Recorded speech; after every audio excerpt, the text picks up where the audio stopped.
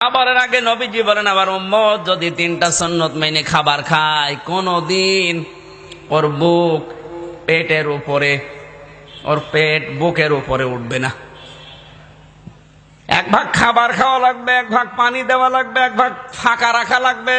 প্রতিটি নবী এই সুন্নত পালন করে খাবার খেতেন। এই জন্য কোন নবীর পেট বড় ছিল না, প্রতিটি নবীর পেট ছিল ছোট, বুক ছিল বড়। আর আমরা এমন উম্মত, আমাদের বুক নেই, শুধু পেট। এমন এমন উম্মতে আমরা আছি, আই রে পেট আখেরি ভড়ি, ওর ভড়ির উপরে ও কোন মারা যায়।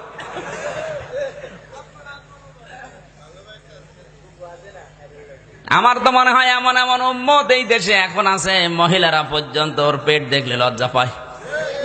যে সন্তান হয় আমাদের আর পেট হয়, পেট বুকের সাথে বুক লাগাতে লেগে বুক পাওয়া যায় না, এত বড় পেট তোমার।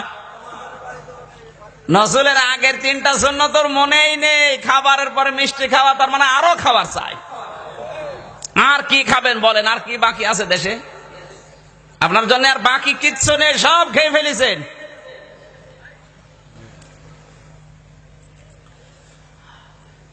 লক্ষ্মীপুরবাসী, এখান থেকে আমি যে তথ্যটা নিয়ে এসেছি, তার মানে খাবারের পরে মিষ্টি খাওয়াই সুন্নতটা মরে যায়নি, আছে এখনো।